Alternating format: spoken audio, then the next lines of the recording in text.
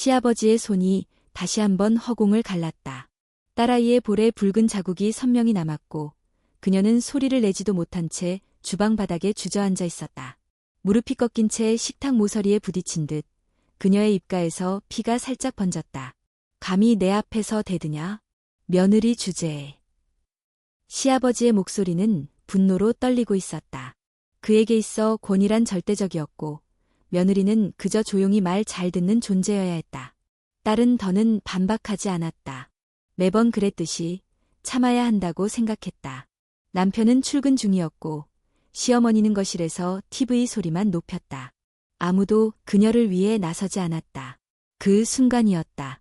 초인종 소리가 울렸다. 문이 열리고 내가 그 집에 들어섰다. 검은색 정장을 입고 있었고 내 시선은 바닥에 쓰러진 딸에게 꽂혔다.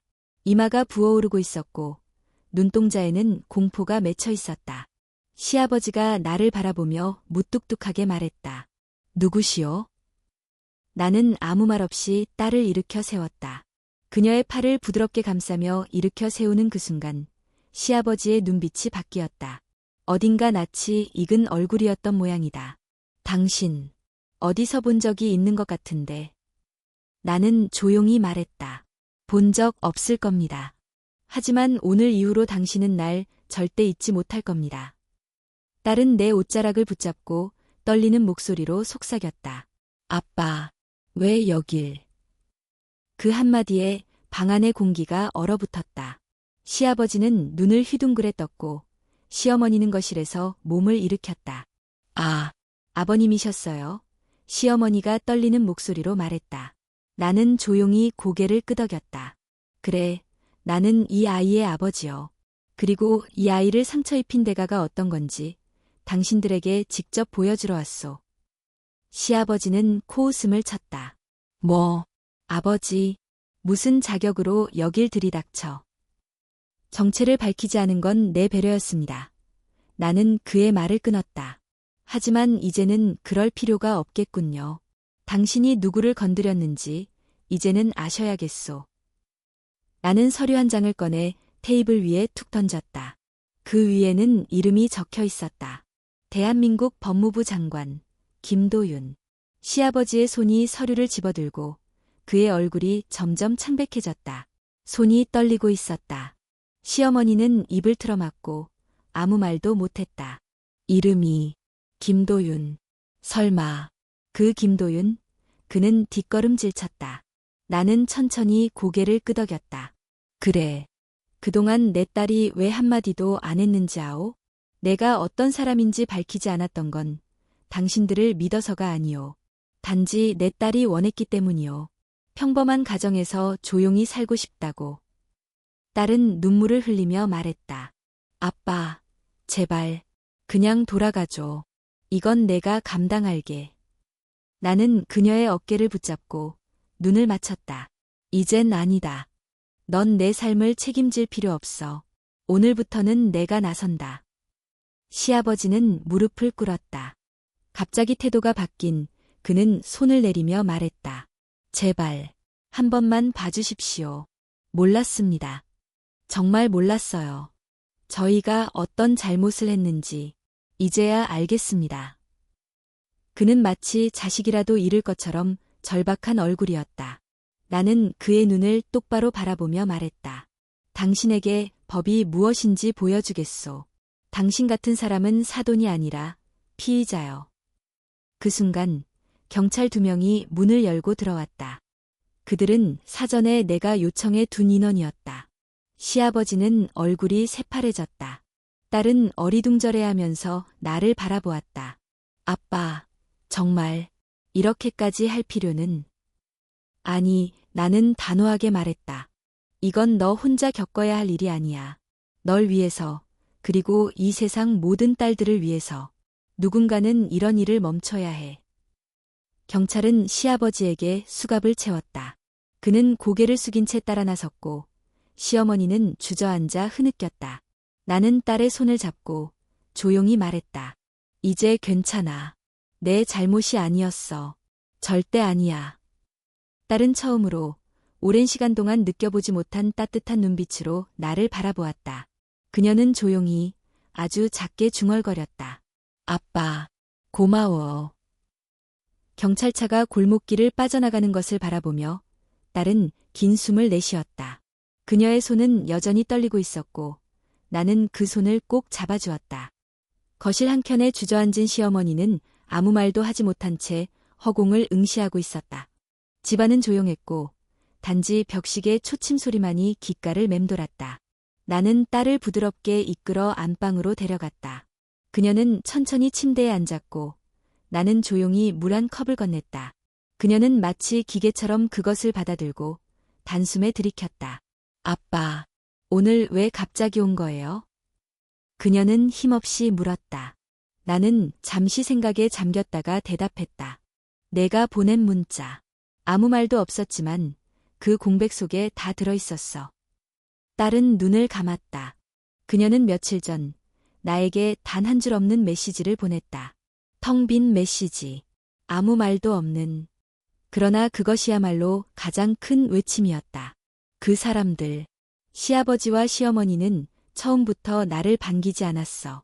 결혼식 때도 억지로 웃으셨고 내가 뭘 해도 항상 틀렸다고 했어. 그저 조용히 눈에 띄지 않게 살면 괜찮을 줄 알았는데 점점 요구가 많아지고 잔소리에서 폭언으로 결국에는 나는 고개를 끄덕였다. 그럴 거다. 반드시. 하지만 서두르지 않아도 돼. 지금은 너 자신을 사랑하는 게 먼저야. 그녀는 작게 웃었다. 나 자신을 사랑한다는 게 이렇게 어려운 일이었을 줄은 몰랐어요. 거울을 볼 때마다 내 잘못인 것 같았고 내가 더 잘했으면 다르지 않았을까 생각했거든요. 나는 조용히 그녀의 손을 잡았다. 그건 가해자들이 심어놓은 착각이다. 진실은 내가 이미 충분히 잘해왔다는 거야. 그날 이후로 딸은 일상을 조금씩 되찾기 시작했다. 아침 운동, 독서, 그림 그리기. 예전에는 한 번도 시도하지 않았던 것들을 하나하나 도전해보았다. 그리고 그녀는 어느 날 지역 커뮤니티 센터에서 미술치료 수업을 듣기 시작했다. 처음엔 그냥 색칠만 했어요. 아무 생각 없이. 그런데 점점 마음이 가벼워지는 거예요. 이상하죠? 그녀는 수업을 마치고 돌아와 그렇게 말했다. 나는 미소 지으며 고개를 끄덕였다. 표현하는 것만으로도 치유가 시작되는 거지. 며칠 후, 그녀는 수업에서 그린 그림 한 장을 내게 보여주었다. 커다란 나무 한 그루가 있었고, 그 아래에는 작은 소녀가 무릎을 꿇고 있었다. 하지만 나무의 가지 끝에는 밝은 햇살이 쏟아지고 있었다. 이 소녀가 나예요. 딸이 말했다. 나는 그림을 오래도록 바라보았다. 그리고 이 햇살은? 그녀는 조용히 대답했다. 희망이에요. 그게 조금씩 오고 있는 것 같아요. 시간이 흐를수록 그녀의 얼굴은 더욱 밝아졌다. 더 이상 어둠 속에서 움츠린 소녀가 아니었다. 상담사도 말했다. 많이 회복됐어요. 하지만 여전히 조심해야 해요. 마음의 상처는 어느 날 갑자기 다시 아플 수도 있으니까요. 나는 그 말에 고개를 끄덕이며 그녀에게 더 많은 시간을 주었다. 그녀가 원할 때, 말하고 싶을 때, 언제든지 들어줄 준비를 했다. 그러던 어느 날, 그녀는 나를 향해 말했다. 아빠, 나 글을 써보고 싶어요. 나는 놀랐지만 곧 고개를 끄덕였다. 좋은 생각이다. 너의 이야기를 너만의 언어로 써보는 거야.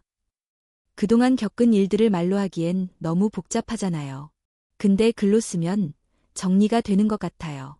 그리고 누군가에게 위로가 될 수도 있을 것 같아요. 나는 그녀가 얼마나 성장했는지를 느꼈다.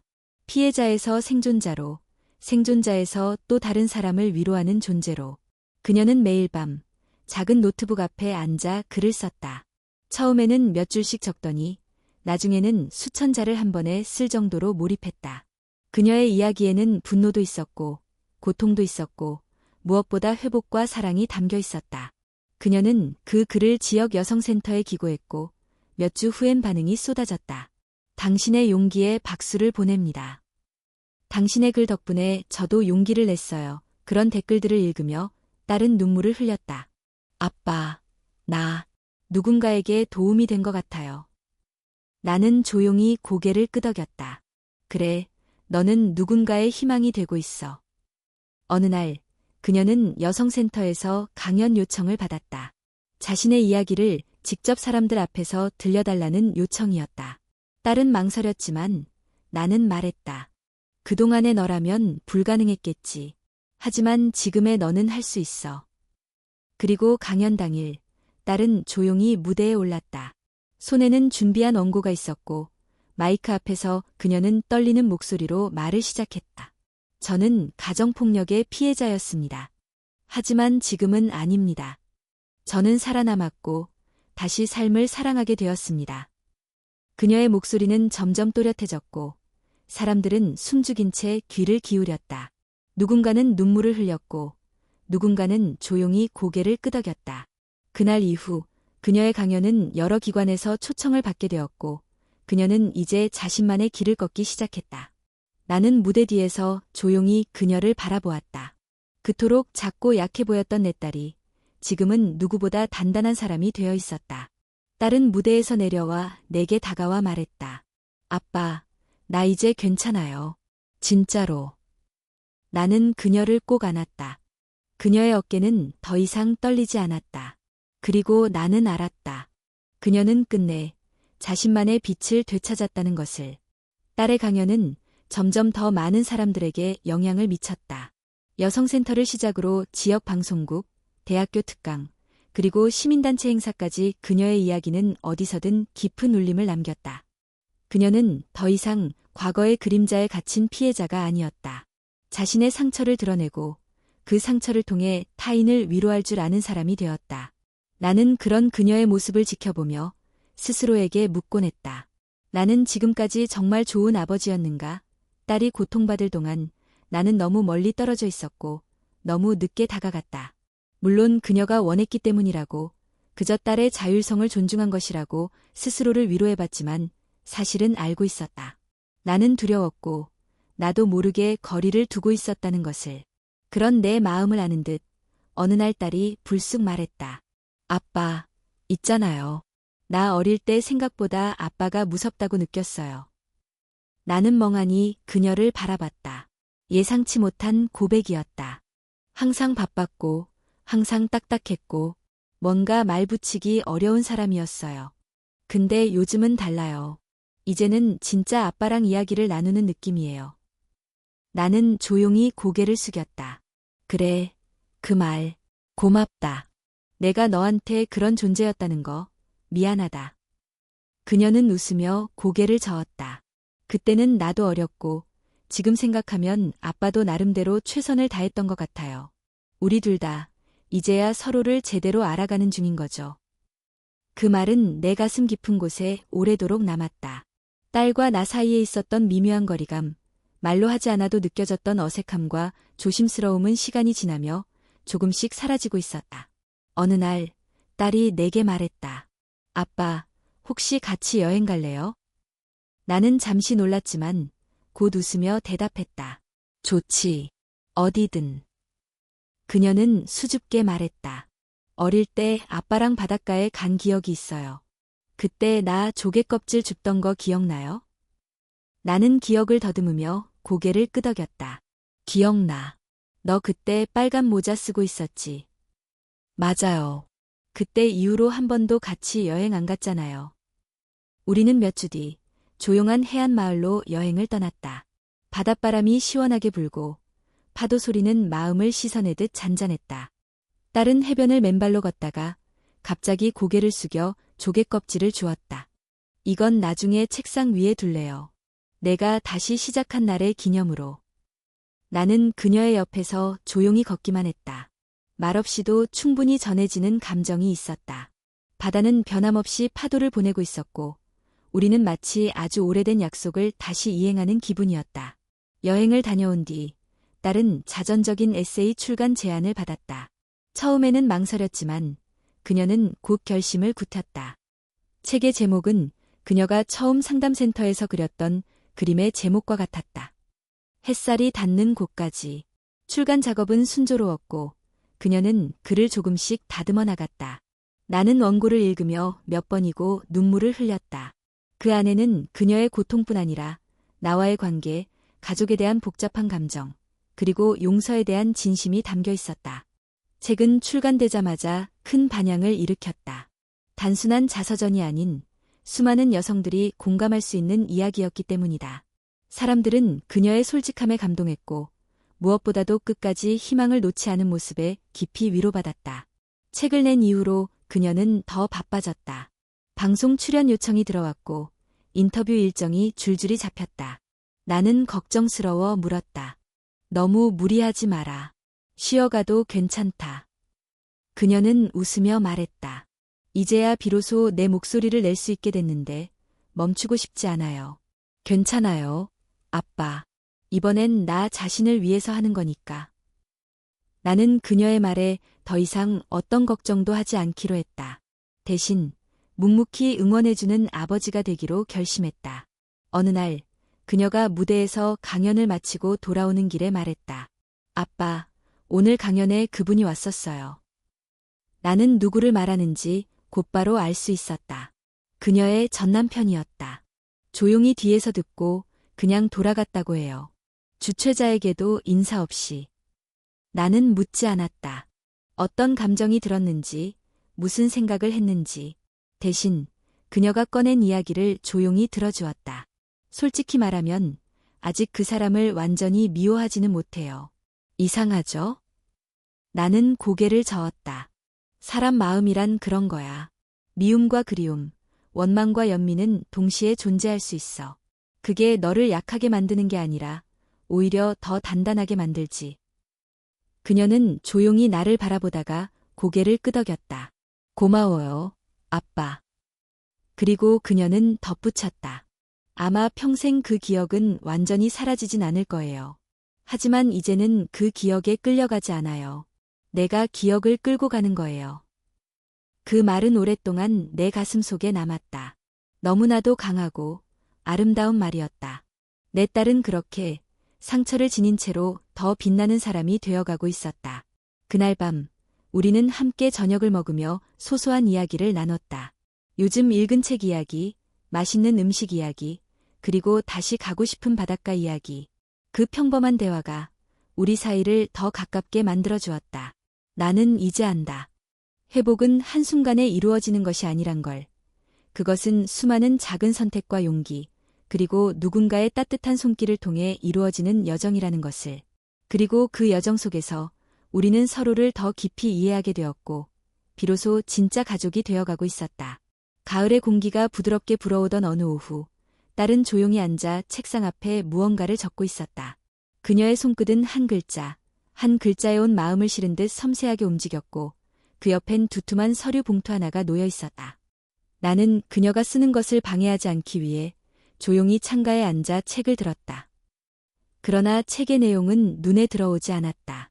그녀의 표정이 그 어느 때보다 진지했고 뭔가 중요한 결정을 내리고 있다는 것을 직감할 수 있었다. 한참 후 그녀는 펜을 내려놓고 깊은 숨을 내쉬었다. 그리고 나를 향해 말했다. 아빠, 나 성 바꾸려고요. 나는 책을 덮으며 고개를 들었다. 그녀는 흔들림 없는 눈빛으로 내 시선을 마주했다. 그 사람의 이름이 내 주민등록증, 여권, 통장, 어디에나 남아있는 게 싫어요. 이젠 더 이상 그 성을 달고 살고 싶지 않아요. 나는 조용히 그녀를 바라보았다. 말없이 천천히 고개를 끄덕였다. 그것은 단순한 행정 절차가 아니었다. 그녀에게 있어 그것은 지난 고통의 상징을 지우고 새로운 삶을 시작하기 위한 마지막 단추였다. 나는 엄마 성을 따를 거예요. 어릴 때부터 그 성이 좋았어요. 따뜻하고 부드러운 느낌이었어요. 엄마처럼. 나는 마음이 뭉클해졌다. 아내는 일찍 세상을 떠났고 딸은 그 빈자리를 조용히 품은 채 자라왔다. 그리움과 존경이 함께 녹아있는 선택이었다.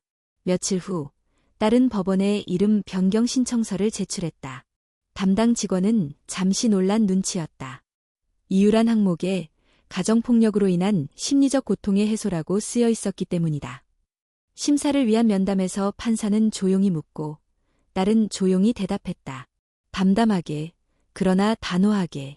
지난 삶의 파편을 숨김없이 이야기했고 그것이 단지 이름을 바꾸는 문제가 아니라 정체성과 회복에 관한 문제라는 것을 설명했다.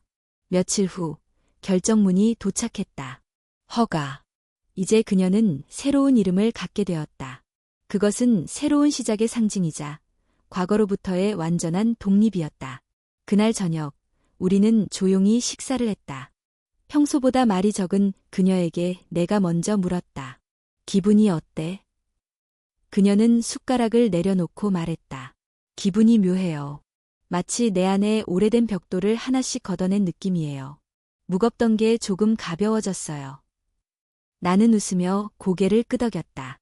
그래, 내가 원한 만큼 천천히 가도 된다.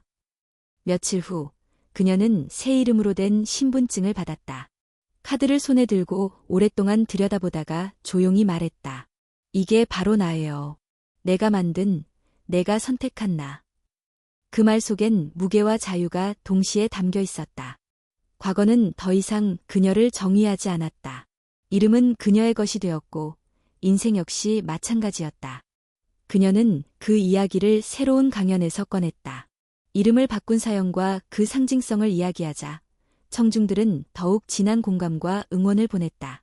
어떤 이는 눈물을 훔쳤고 어떤 이는 고개를 끄덕이며 메모를 했다. 강연이 끝난 후 한 여성이 조심스럽게 다가와 말했다. 저도 이혼 후 여전히 남편 성을 쓰고 있었어요. 바꾸고 싶다는 생각은 있었지만 용기가 나지 않았거든요.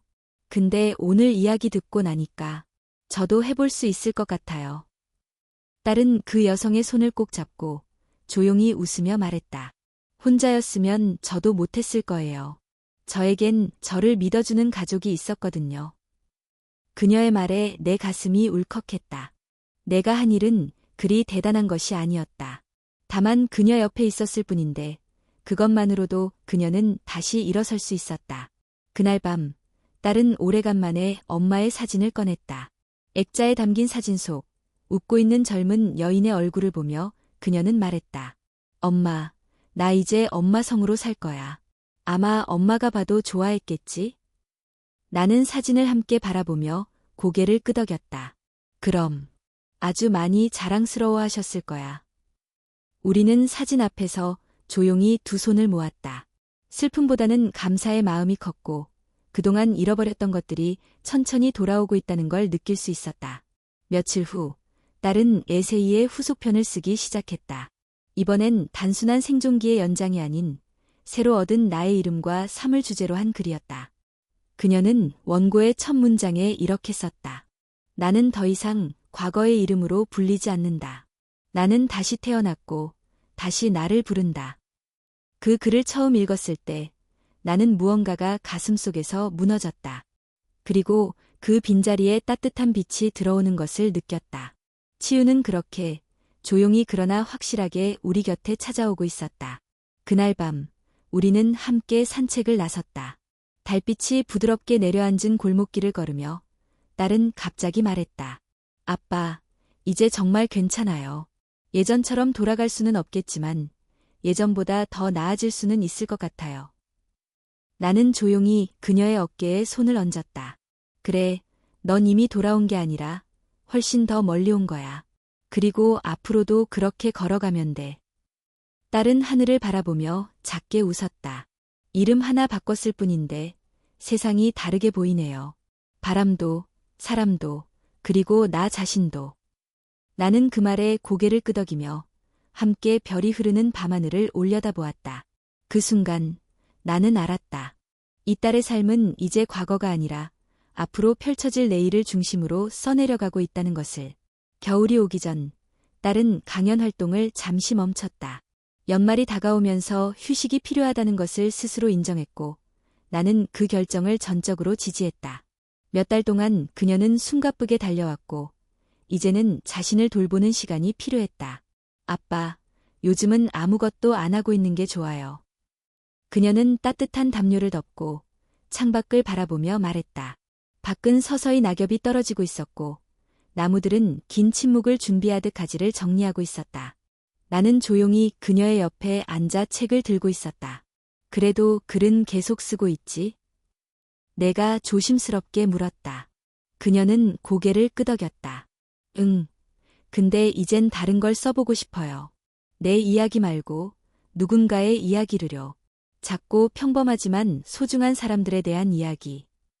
그 말에 나는 미소 지었다. 회복이란 결국 자신만의 고통을 넘어서 타인의 삶을 품을 수 있을 때 완성된다는 것을 그녀는 자연스럽게 이해하고 있었다. 며칠 뒤 딸은 동네 도서관에서 자원봉사 프로그램에 참여하기 시작했다. 아이들에게 책을 읽어주고 독서 일지를 나누는 소박한 활동이었다. 처음엔 조용히 구석에 앉아있던 아이들이 하나둘 그녀에게 다가왔고 어느새 매주 그녀를 기다리는 고정 아이들이 생겼다. 어떤 아이는 아빠가 없는 대신 매일 엄마를 도와서 동생을 돌본대요. 근데 자기는 책 읽는 시간이 가장 행복하대요. 딸은 어느 날 집에 돌아와 그렇게 말했다. 그녀의 눈에는 슬픔도 있었지만 동시에 따뜻한 감동이 묻어 있었다. 그녀는 점점 더 타인의 삶 속으로 스며들고 있었다. 나는 그런 딸의 모습을 보며 오래전의 한 장면이 떠올랐다.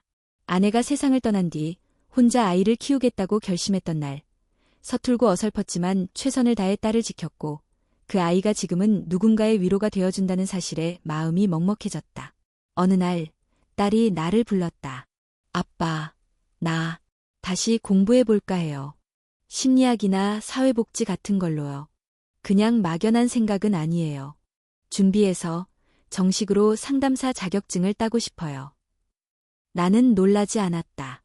오히려 기다렸다는 듯 고개를 끄덕였다. 그녀는 단지 고통을 이겨낸 사람에서 머물지 않고 그것을 의미 있는 방향으로 확장시키고 싶어 했다. 오래 걸릴 수도 있어요. 내 나이에 공부 시작하는 게 쉬운 건 아니잖아요. 쉬운 건 없지. 하지만 내가 시작한다면 반드시 끝낼 거라 믿는다. 그녀는 웃으며 말했다. 이번엔 나 혼자서 할 수 있을 것 같아요. 그 말이 더없이 자랑스러웠다. 지난 시간 동안 그녀는 스스로의 삶을 회복했고 이제는 누구의 보호 없이도 자신의 미래를 그려나갈 수 있을 만큼 강해졌다. 딸은 준비 기간 동안 자격시험 공부에 몰두했고 여전히 주말마다 도서관 아이들과 시간을 보냈다. 때로는 늦은 밤까지 노트북 앞에서 요점을 정리했고 때로는 나에게 질문을 던지며 토론을 나눴다. 상처받은 사람은 반드시 상처를 준다는 말, 아빠는 동의하세요? 어느 날 그녀가 물었다. 나는 잠시 생각하다가 대답했다. 상처받았다고 해서 누구나 가해자가 되는 건 아니지. 하지만 자신을 치유하지 못한 채 방치하면 그 고통이 결국 누군가에게로 흘러가긴 하겠지. 그녀는 고개를 끄덕이며 메모를 했다. 그 한 문장도 그녀에겐 중요한 깨달음이었다. 몇 달이 지나고 드디어 그녀는 첫 번째 시험에 응시했다. 결과는 합격이었다. 아직 실습 과정이 남아 있었지만 그것은 이미 시작된 여정의 일부일 뿐이었다. 합격 소식을 들은 날, 우리는 작은 케이크를 사서 조촐한 축하 파티를 열었다. 딸은 촛불을 끄며 소원을 빌었고 나는 조용히 박수를 쳤다. 이제 시작이에요. 아직 멀었지만 이번엔 끝까지 해볼래요. 그녀의 눈빛엔 예전과는 다른 확신이 담겨 있었다. 그리고 나는 알고 있었다. 이번엔 어떤 어려움이 와도 그녀는 다시 무너지지 않을 거란 걸. 겨울이 깊어지자 눈이 내렸다. 도서관 앞마당에는 아이들이 만든 눈사람이 줄지어 서 있었고 딸은 그 풍경을 사진으로 찍어와 내게 보여주었다. 이 아이들이 커서 세상을 만날 때 내가 조금이라도 따뜻한 기억으로 남았으면 좋겠어요. 그게 내 작은 바람이에요. 그 말은 더없이 순수했고 아름다웠다. 그녀는 더 이상 자신의 삶을 되찾는 데에만 머무르지 않고 누군가의 내일을 바꾸고 싶어 했다. 그리고 나는 그런 딸을 보며 비로소 마음속에서 오래도록 남아있던 질문 하나에 답을 내릴 수 있었다. 나는 좋은 아버지였을까? 완벽하진 않았지만 나는 그녀 곁을 떠나지 않았다. 그녀가 다시 일어설 때까지 기다렸고 손을 잡아주었다. 그리고 지금 그녀는 자신의 발로 서 있다. 그것이면 충분했다. 겨울의 끝자락에서 우리는 함께 작은 봄을 준비하고 있었다. 흰눈 사이로 돋아나는 초록의 기운처럼 그녀의 삶은 다시 피어나고 있었다. 봄이 오기 시작했다. 눈이 녹고 거리엔 매화가 피기 시작했다. 딸은 새학기가 시작되기 전까지 실습기관을 찾느라 바쁜 나날을 보내고 있었다. 그녀의 얼굴은 바람에 조금 더 그을려 있었고 손에는 두꺼운 실습 자료가 들려 있었다. 아빠, 드디어 한 곳에서 연락 왔어요. 여성상담소에서 인터뷰 보자고 했어요. 그녀는 설레는 표정으로 말했다. 나는 천천히 고개를 끄덕이며 물었다. 준비는 잘 되어가고 있어? 네, 물론 아직 부족한 것도 많지만 내가 여기에 서게 된 이유는 분명히 말할 수 있을 것 같아요. 그녀는 수많은 강연과 글쓰기, 봉사와 공부를 통해 자신이 원하는 삶의 방향을 분명히 만들어가고 있었다. 이번 실습은 단지 과정의 일부가 아니라 그녀가 꿈꾸는 세상을 더 가까이에서 체험할 수 있는 첫 번째 기회였다. 면접날 아침, 그녀는 조용히 옷장을 열고 단정한 정장을 꺼냈다. 거울 앞에서 마지막으로 넥라인을 매만지던 그녀는 나를 바라보며 웃었다. 긴장돼요. 근데 예전처럼 무섭지는 않아요. 나 자신을 숨기지 않아도 되니까. 나는 말했다. 그 자체로 넌 이미 준비된 거야. 면접은 예상보다 진지했고 질문도 날카로웠다. 하지만 그녀는 위축되지 않았다. 오히려 자신의 경험과 생각을 분명하게 전달했고 상담소 관계자들은 고개를 끄덕이며 경청했다. 며칠 뒤 그녀는 실습 합격 통보를 받았다. 이메일을 확인하자마자 곧장 내게 달려와 말했다. 아빠, 됐어요. 시작할 수 있어요. 그녀는 여성상담소에서 실습생으로서 첫걸음을 내딛었다. 상담소는 주로 가정폭력 피해자들과 성폭력 생존자들을 지원하는 곳이었다. 그녀는 처음엔 기록 정리와 서류 지원 업무부터 시작했지만 점차 면담 보조나 프로그램 운영에도 참여하게 되었다. 하루는 무거운 표정으로 퇴근한 그녀가 조용히 말했다. 오늘 한 여성분이 오셨어요. 얼굴에 멍이 있었는데 경찰 신고를 망설이고 있더라고요. 내가 뭘 해줄 수 있을까? 정말 많이 고민했어요. 나는 조용히 그녀를 바라보며 말했다. 그 사람이 널 보고 용기를 냈다면 그것만으로도 이미 해준 게 많아. 그녀는 고개를 끄덕였다. 그래도 더 잘하고 싶어요. 더 많은 걸 이해하고 싶고 더 깊이 들어가고 싶어요. 실습이 진행될수록 그녀는 점점 단단해졌다. 단순히 이론이나 경험에서 오는 지식이 아니라 사람의 고통을 직접 마주하며 얻는 내적인 성장의 결과였다. 매일 밤 그녀는 실습 일지를 쓰며 하루를 정리했고 나는 그 노트의 몇 줄을 우연히 읽게 되었다. 나는 이 고통을 견디는 사람들을 보며 배우고 있다. 그들의 용기와 침묵 속의 외침은 내게 새로운 언어를 알려준다. 상담사가 되기 위해선 먼저 사람을 배워야 한다는 것을 깨닫는다. 나는 그 문장을 오랫동안 들여다봤다. 이제 그녀는 타인의 아픔을 거울처럼 비추며 스스로를 다듬어가고 있었다. 한 달쯤 지나 그녀는 본격적으로 면담 기록 보조에 참여하게 되었다. 상담사가 피해자와 면담을 진행하는 동안 그녀는 옆에서 조용히 메모를 했다. 그리고 상담이 끝나면 기록을 정리하며 다시금 그 이야기를 곱씹었다. 어떤 분은 아직도 자신이 잘못했다고 믿어요. 맞을 짓을 했다고요. 듣는 내내 마음이 무너졌어요. 예전에 나를 보는 것 같았거든요. 나는 말했다. 그래서 내가 거기 있는 거야. 그걸 아는 사람이 그 자리에 있다는 건 그들에게 큰 위로가 될 거야. 그녀는 고개를 끄덕이며 조용히 다짐했다. 언젠가 나 혼자서 상담을 진행할 수 있을 만큼 성장하고 싶어요. 시간은 흐르고 실습이 끝나갈 무렵 상담소에서 제안이 들어왔다. 정규직 채용이 예정되어 있는데 그녀에게도 지원 기회를 주겠다는 제안이었다. 나 같은 사람이 상담소에서 일해도 될까요? 그녀는 조용히 내게 물었다. 나는 단호하게 대답했다. 너야말로 가장 그 자리에 어울리는 사람이야. 그녀는 정식으로 지원했고 면접을 봤으며 결국 채용 통보를 받았다.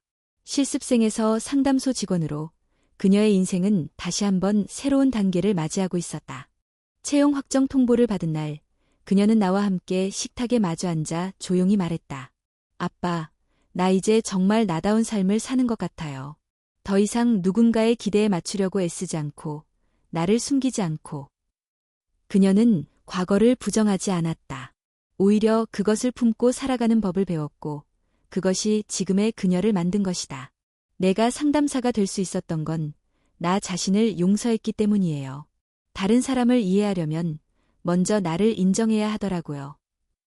나는 조용히 그녀의 말을 들으며 마음속 깊이 고마움을 느꼈다. 그 고통의 시간들이 헛되지 않았고 그녀는 그 시간을 의미 있는 길로 바꾸고 있었다. 며칠 후 그녀는 상담소 입구에 걸린 명패를 보여주며 말했다. 여기 내 이름이 있어요.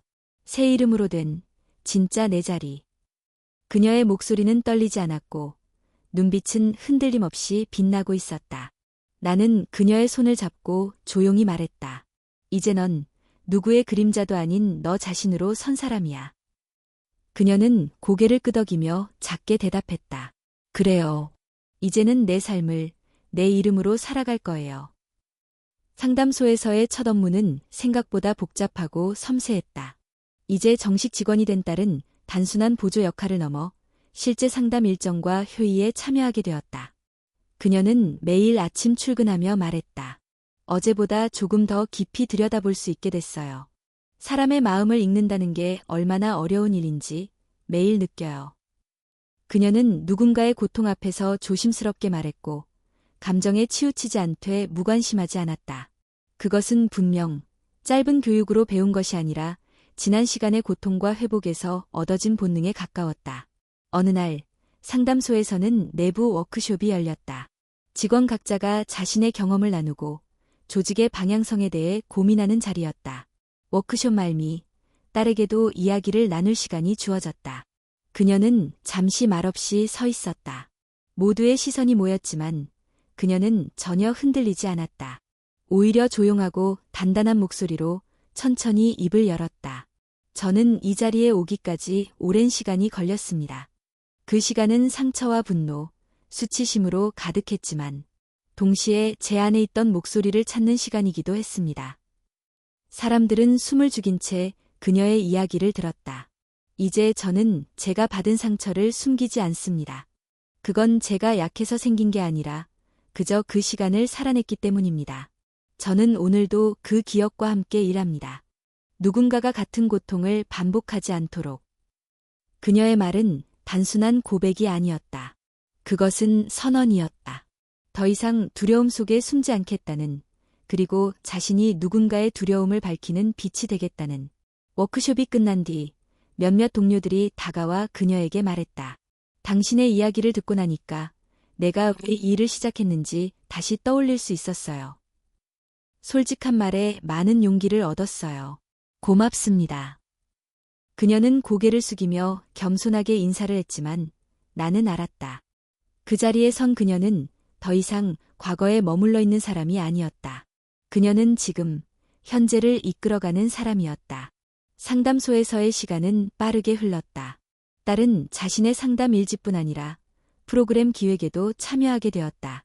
피해자 지원뿐만 아니라 예방이라는 키워드를 중심으로 한 교육 활동에 관심을 가지기 시작한 것이다. 피해가 발생한 후의 회복도 중요하지만 그 전에 막을 수 있는 일도 많아요. 특히 청소년 대상으로 한 감정 교육이 꼭 필요하다고 생각해요. 그녀는 새로운 프로젝트를 기획했고 지역 고등학교와 연계한 건강한 관계 만들기라는 이름의 강연 프로그램을 추진했다. 학생들에게 감정 표현법, 갈등 해결 방식, 폭력의 징후를 알아채는 법 등을 알려주는 내용이었다. 강연 첫날, 그녀는 다시 단상에 섰다. 수십 명의 학생들이 앞에 앉아 있었고 교사들과 상담교사도 자리를 함께했다. 그녀는 천천히 말을 이었다. 여러분 중 누군가는 누군가에게 상처를 줄 수도 있고 누군가는 상처를 받을 수도 있어요. 하지만 중요한 건 그 순간에 어떤 선택을 하느냐는 거예요. 학생들은 조용히 그녀의 말을 들었다.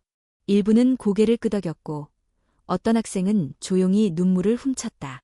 강연이 끝난 뒤 한 여학생이 그녀에게 다가왔다. 선생님, 저도 집에서 비슷한 일을 겪고 있어요. 근데 누구한테도 말 못했어요. 그냥 제가 참으면 된다고 생각했거든요.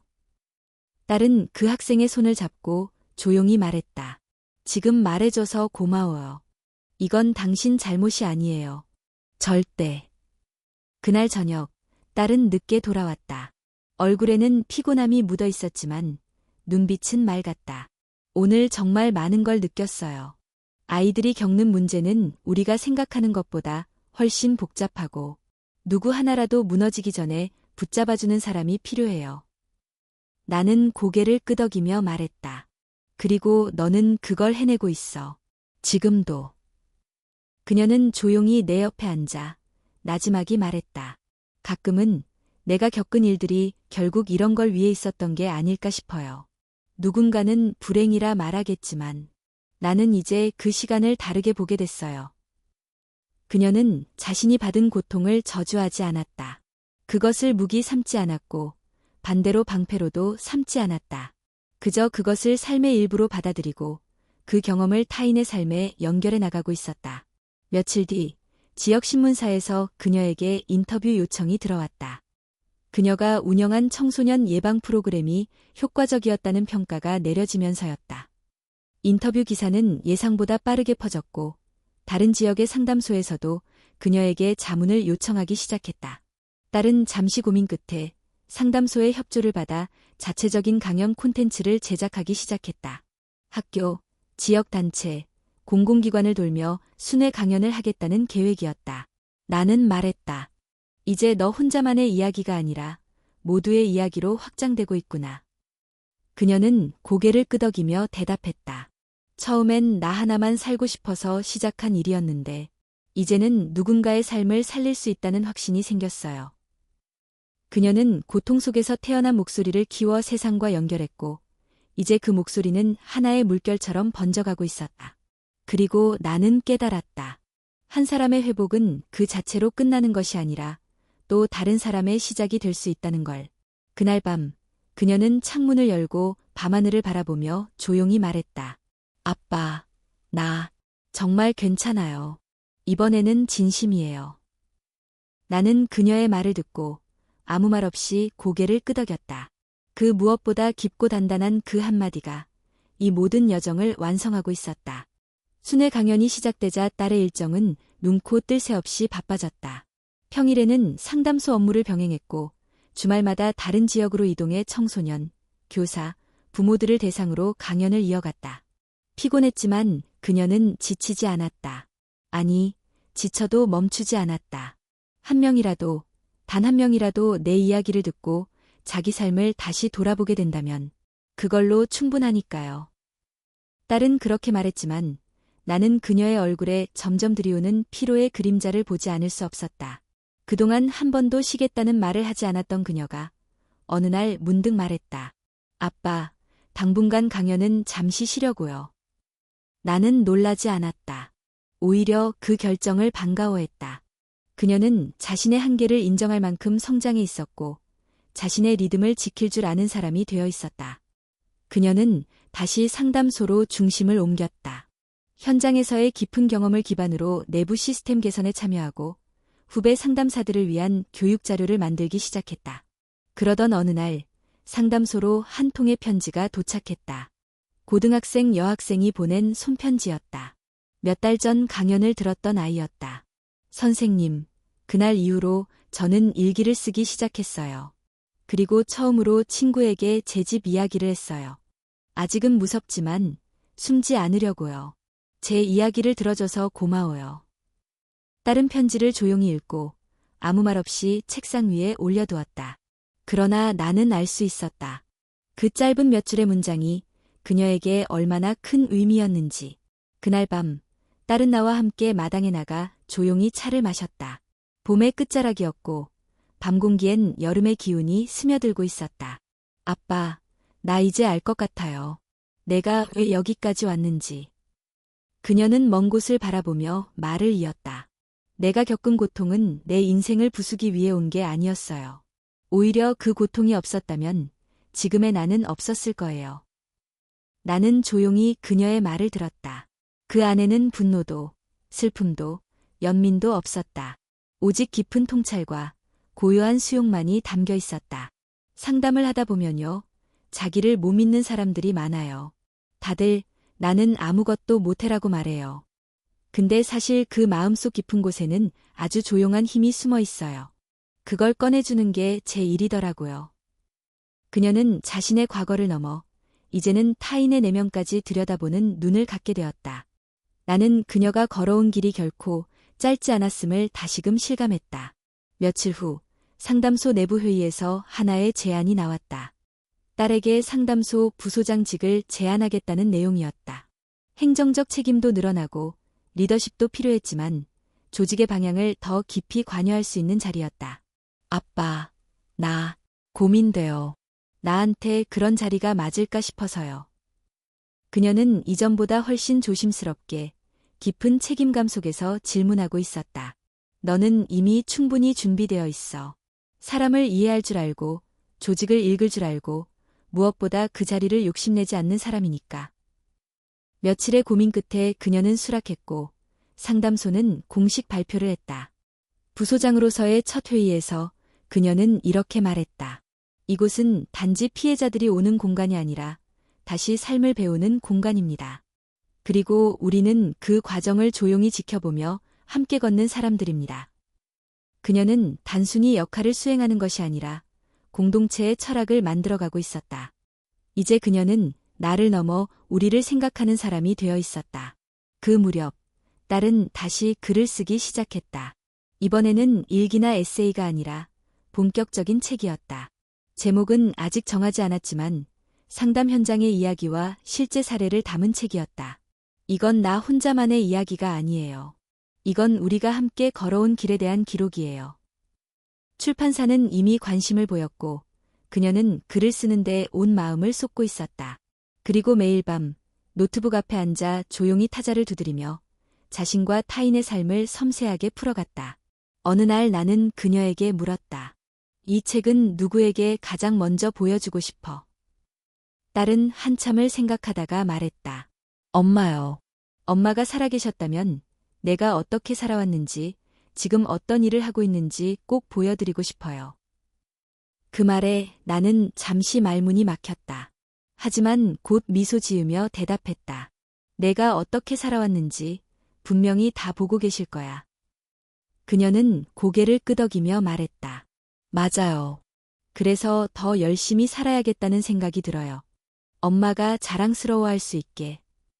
책은 그녀가 지금껏 걸어온 여정의 또 다른 종착지이자 새로운 출발점이 될 것이었다. 그녀는 이제 자신만의 목소리로 세상에 말을 걸고 있었다. 밤이 깊어질 무렵 그녀는 책상 앞에 놓인 옛 사진을 꺼냈다. 어린 시절의 그녀와 아내, 그리고 내가 함께 웃고 있는 사진이었다. 그녀는 사진을 한참 바라보다가 조용히 말했다. 이제는 나도 이 사진 속의 아이를 지켜줄 수 있을 것 같아요. 그녀는 마침내 자신과 화해했고 이제는 과거의 아이를 안아줄 수 있는 어른이 되어 있었다. 그리고 나는 안다. 그녀의 이야기는 아직 끝나지 않았다. 그것은 이제 시작일 뿐이다. 더 넓은 세상으로 향하는, 더 많은 목소리를 향해 나아가는 새로운 장. 책 출간을 앞둔 어느 날, 딸은 조용히 내게 물었다. 아빠, 책맨 앞에 적는 헌사. 누구에게 하면 좋을까요? 나는 대답하지 않고 그녀의 얼굴을 바라보았다. 그녀는 웃으며 말했다. 사실 정해놨어요. 맨 처음으로 나를 다시 일으켜 세워준 사람. 아빠에게요. 나는 말없이 웃었다. 그동안의 시간들이 주마등처럼 스쳐 지나갔다. 병원 대기실에서 그녀가 흐느끼던 모습, 첫 상담을 마치고 아무 말 없이 창밖만 바라보던 밤, 새 이름을 받았던 날의 떨림, 그리고 누군가의 고통 앞에 조용히 손을 내밀던 그녀의 뒷모습까지. 고마워요, 아빠. 나를 믿어줘서. 내가 다시 나를 믿기 전부터. 그녀는 그렇게 말했다.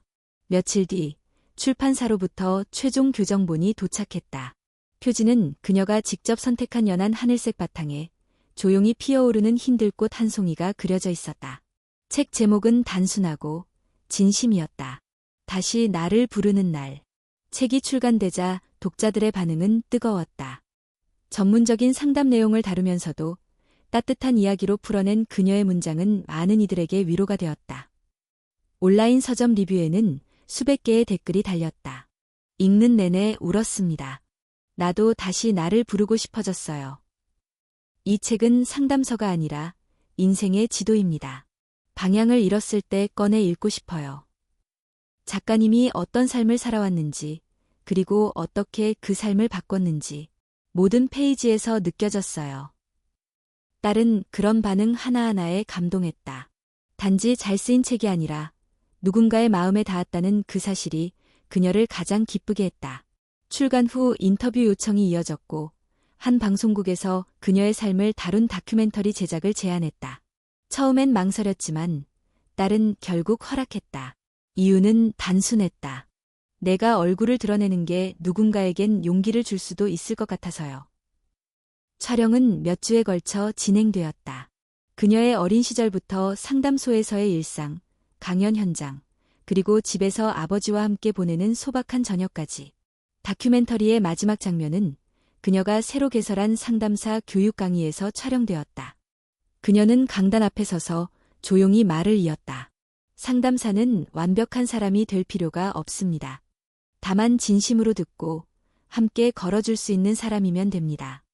여러분이 그 길을 선택했다는 것만으로도 이미 절반은 도달한 겁니다. 그 말은 단순한 격려가 아니었다. 그녀 자신이 그렇게 살아왔고 그 과정을 누구보다 잘 알고 있었기 때문이었다. 다큐멘터리는 큰 반향을 일으켰다. 많은 이들이 방송 후 그녀에게 편지를 보내왔다. 그 중에는 몇 년 전 그녀가 처음 만났던 피해자들도 있었다. 선생님 덕분에 저는 지금 잘 살고 있어요. 나 자신을 용서할 수 있게 해주셔서 고마워요. 당신이 나를 기억하지 못하더라도 괜찮아요. 저는 당신을 기억합니다. 딸은 그 편지들을 모두 파일에 정리해 두었다. 그 파일의 제목은 단순했다. 빛으로 돌아온 목소리들. 어느 날 딸이 조용히 말했다. 아빠, 나 혼자 책을 내고 방송에 나왔다고 해서 다 끝났다고 생각하지 않아요. 오히려 지금부터가 진짜 시작인 것 같아요. 나는 고개를 끄덕였다. 그 말이 틀리지 않았기 때문이다. 그녀는 이제 스스로를 위해 싸우던 사람이 아니라 더 많은 이들을 위해 자리를 지키는 사람이 되어 있었다. 그리고 또 하나의 변화가 찾아왔다. 상담소에서 제안이 들어왔다. 그녀의 이름으로 정식 프로그램을 하나 만들어 보자는 것이었다. 그녀는 고민 끝에 프로그램의 이름을 이렇게 정했다. 다시, 나. 그 프로그램은 단지 상담을 제공하는 것이 아니라 생존자들이 직접 강연하고 글을 쓰고 서로의 경험을 나누며 회복을 공유하는 공간이었다. 피해자에서 생존자, 그리고 목소리로 살아가는 사람으로 전환되는 과정 전체를 함께 걸어가는 여정이었다. 첫 번째 워크숍에서 그녀는 참가자들에게 이렇게 말했다. 여러분이 여기까지 온 것만으로도 이미 절반은 해내신 거예요. 오늘부터는 제가 여러분과 함께 남은 절반을 걷겠습니다. 그날 그 방 안에서는 아무도 울지 않았다. 대신 모두 조용히 고개를 끄덕이며 서로의 손을 잡았다. 그것은 치유의 시작이자 연대의 약속이었다. 밤늦게 돌아온 딸은 내게 말했다. 아빠, 이제야 정말 내가 왜 살아야 하는지 알 것 같아요. 누군가를 위해서가 아니라 나 스스로가 가치 있는 존재니까요. 나는 조용히 그녀의 손을 잡았다. 그 손은 더 이상 떨리지 않았고 오히려 따뜻한 온기가 느껴졌다. 넌 정말 멋진 사람이 되었구나. 그녀는 웃으며 대답했다. 이제야 진짜 나로 살아가는 것 같아요. 그리고 아빠, 그 시작은 결국 우리가 함께했던 그 첫날이었어요. 나는 고개를 끄덕이며 기억을 되짚었다. 딸이 쓰러져 있던 그날 문을 열고 들어섰던 나. 그리고 침묵을 깨고 진실을 말한 순간 모든 것은 거기서 시작되었다. 이제는 그녀가 문을 여는 사람이 되었다. 어둠 속에 있는 누군가에게 빛으로 다가가는 사람. 그리고 그 여정은 앞으로도 멈추지 않을 것이다.